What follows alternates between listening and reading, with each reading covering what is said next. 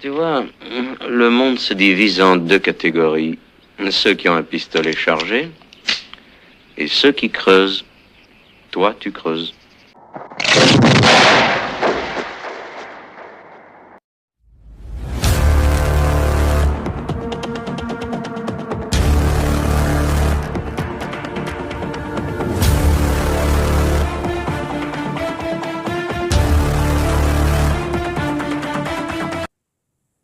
Salut les amis, c'est Aynot Ciné. Alors, je devais faire la critique de ça, épisode 6 et 7, et c'est ce que je vais faire. Donc, c'est ce que j'avais dit, tous les deux épisodes.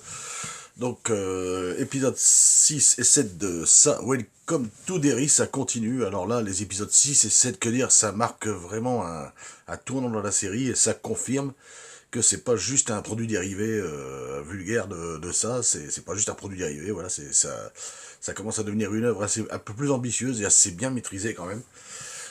Voilà, donc que dire. Je vais commencer par la pas spoiler du tout, hein, sans spoiler, donc je dirais quand je commence à spoiler bien sûr. Alors ça monte en tension franchement dans ces deux épisodes, ça ça prend enfin du sens, on va dire.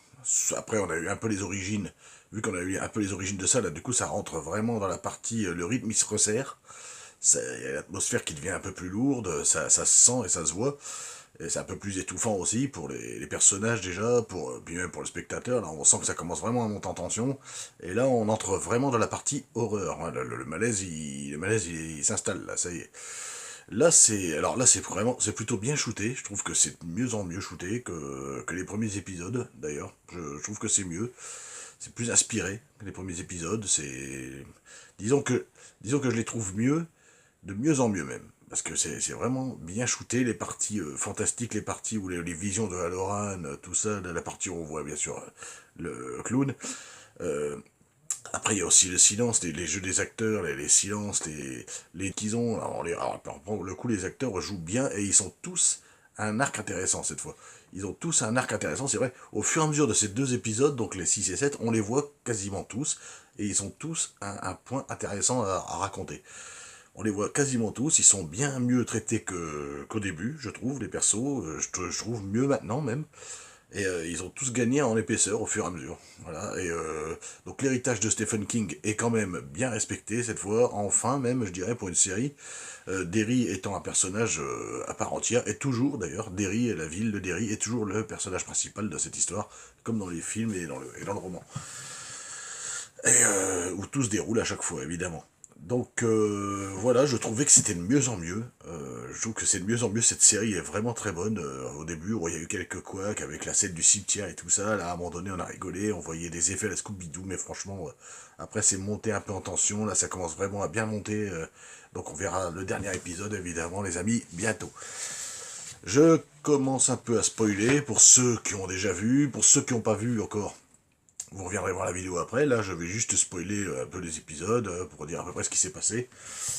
Donc, du coup, qu'est-ce qui se passe dans cet épisode 6? Eh bien, le groupe commence à se déformer suite à ce qui s'est passé dans les égouts avec Lily qui s'est fait agresser, qui a trouvé la fameuse dague. Là.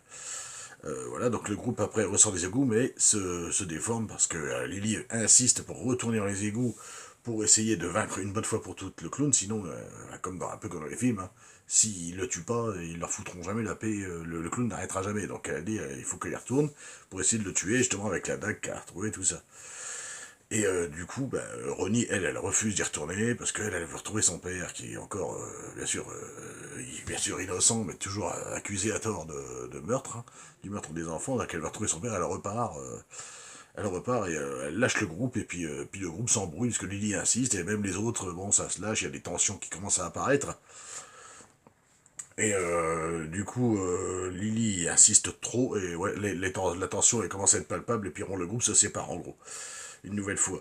Hank, lui, quant à lui, donc le père de Ronnie, lui, il se cache donc dans un bar un peu clandestin que les militaires ont fait, qui s'appelle le Black Spot, et il se cache dedans. Donc il est couvert bien sûr par la femme de Hanlon, donc par Leroy, et elle est au courant. Et bon, Lorraine arrive, il est au courant aussi. Après, bon, il voit qu'il est là, il dit rien, donc voilà, il le cache aussi. Enfin, même Ingrid, enfin celle qui le cache là. Et c'est là que le personnage de Loran intervient. Alors, Loran, c'est le personnage, franchement, je crois que c'est mon personnage préféré quasiment de la série pour l'instant.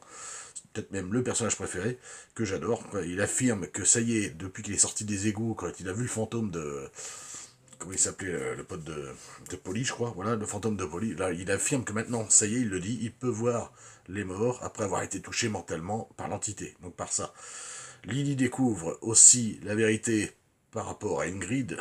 Hein, Ingrid, donc toujours jouée par la remarquable Madeleine Stowe, qui est en fait Ingrid, la fille de Bob Gray. Donc Bob Gray, celui qui est mort en 1908, c'était son père, le vrai clown, donc qui s'appelait Gripsou, le clown dansant, donc qui était bien sûr très gentil. Hein, Bob Gray, attention, hein, c'est voilà. Et elle découvre la vérité, sachant que ça a pris l'apparence, évidemment, à cette époque-là, de Bob Gray, pour justement être attiré plus facilement les enfants. Il s'est dit, je vais prendre l'apparence d'un clown pour manger les enfants, forcément. Persuadée, mais elle, Madeleine Stowe, donc Ingrid, est persuadée que c'est quand même son père qui est possédé par ça, mais que son père est toujours vivant à l'intérieur, et c'est juste l'enveloppe. Elle est possédée, et c'est pour ça qu'elle attire elle-même les enfants. Donc, surtout que la Ken, on le voit d'ailleurs, elle explique bien qu'on voit un espèce de déguisement de clown, et quand les enfants sont dans le cimetière, à la fin de l'épisode 3 ou 4, l'épisode 3 je crois, on voit à la fin, dans les photos, l'espèce de clown, on voit juste les yeux, mais en fait c'était Madeleine Stowe, qui se déguise aussi en clown pour attirer aussi, pour surveiller les enfants, essayer de les attirer pour les amener à son fils, enfin qu'elle pense à son père, donc elle pense être son père. Du coup, elle croit que c'est son père encore, mais vous allez le deviner après évidemment. Donc elle attire les enfants pour tenter de libérer, on va dire, son père de l'emprise de ça. Voilà. Elle avoue ça à Lily, et du coup Lily, bah, elle prend peur et elle s'enfuit naturellement. La gosse, elle a peur, elle commence à devenir inquiétante un peu, Madeleine Stowe, cette scène-là.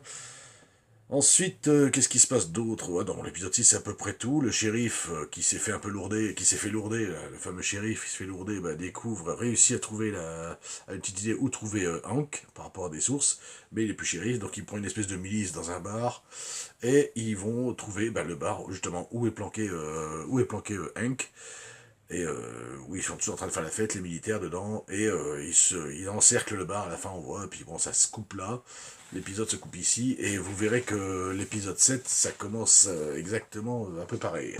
Quoique, l'épisode 7, on a droit à une bonne scène de flashback qui est vachement bien shootée, bien foutue, où on découvre justement comment ça prend le corps, tue déjà Bob Gray en 1908, et comment il prend l'apparence du clown, c'est là qu'on le voit. Après, on revient justement, donc l'épisode, on revient au présent, donc le bar de le Black Spot, donc où se planque Hank est bien sûr attaqué, donc avec des cocktails Molotov, enfin ils foutent le feu au bar, mais le problème c'est qu'il bon, y a des victimes, Loran arrive à en sauver plusieurs. Le seul problème c'est que dans le bar il y a Ronnie qui essaie de sauver son père, et il y a les deux gosses qui étaient venus ici pour faire la fête aussi avec les militaires, et essayer de convaincre Ronnie de rejoindre le groupe avec Lily, tout ça, ils étaient en train d'essayer de se reformer. Et donc, en fait, bah, Rich et Marge, les deux gosses, sont pris dans les flammes, et Rich va se sacrifier pour sauver Marge, qu'il aime bien sûr secrètement, enfin, ils se sont avoués leur amour, je pense.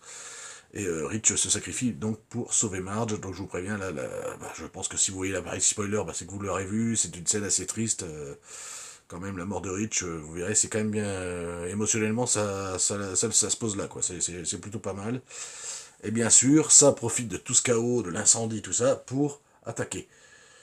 Évidemment, la Ingrid, elle, après, se déguise encore une fois en clown, et enfin, elle a enfin compris que ça, bah, c'était plus du tout son père était mort, et que ça, bah, c'est juste un démon, ça y est, elle a enfin compris. Et ça, après, bah, la brise mentalement, et puis il l'aspire mentalement avec ses lumières, après avoir tué son mari avec les lumières mortes. Et aussi ça tue le mari d'Ingrid, bien sûr.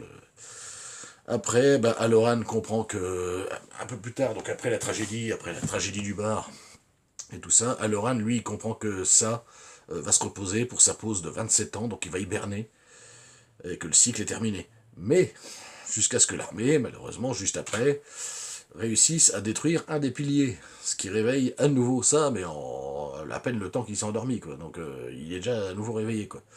Juste parce qu'ils ont cassé un des piliers, ce qui fait qu'il réveille ça à nouveau. Donc ensuite Hank, après l'incendie, il est déclaré mort, donc peut-être va se retrouver libre, parce qu'il est déclaré mort dans l'incendie. L'espoir, donc du coup l'épisode après se termine avec une façon assez glaçante, parce que là ça intervient à nouveau chez Will, et il lui fait aussi il le met aussi à son tour sous l'emprise des lumières mortes. Voilà, le petit Will. Donc voilà les amis. Petite critique sympatoche. De toute façon, les 2 épisodes, je les ai regardés d'une traite. Donc je les ai critiqués assez vite parce que c'est tout frais. Je les ai regardés tous les 2 à la suite. J'ai noté quelques trucs pour m'en souvenir, mais franchement, très bon épisode. Donc comme je vous dis, j'ai trouvé que ça monte vraiment bien en tension, c'est vraiment bien shooté, de mieux en mieux je trouve, voilà, j'ai rien d'autre à dire, il doit y avoir quelques petits défauts par-ci par-là, oui, mais là j'ai trouvé vraiment que ça prenait tout son sens là, voilà, on a plus trop eu les origines qui étaient un petit peu trop longues, ouais, j'avais dit dans l'épisode 4 et 5 je crois, mais non, l'épisode 5 je crois, les origines un poil trop longues. Voilà, les scènes au début avec le cimetière dans l'épisode 3 qui n'allait pas du tout, mais sinon, bon, le reste, ça va, ça suit son cours et là, ça va de mieux en mieux, je trouve. Voilà. Voilà, les amis, donc je reviendrai pour l'épisode 8, donc l'épisode final de ça, Welcome to Derry, donc ça devrait pas tarder à venir d'ici la semaine prochaine, je le ferai, peut-être même lundi directement, je sais pas, on verra. Je sais plus quand est-ce que ça sort, mais je crois que ça va pas tarder. Et je vais faire également la critique de Pluribus quand ça sera fini. C'est toujours pas fini, j'avais dit que j'attendrais la fin pour faire une critique globale de tous les épisodes de Pluribus. Et là, je vais vous faire la critique de Pax Massilia, la saison 2, vu que j'avais fait la critique de la saison 1 il y a un an et demi maintenant. Je vais faire la critique de la saison 2. Voilà, très rapidement, c'est une bonne série, je vais vous la faire. Voilà. On se retrouve donc pour la critique de la saison 2 de Pax Massilia, et on se retrouve bientôt pour le dernier épisode de ça, Welcome to Derry. Allez, salut les amis.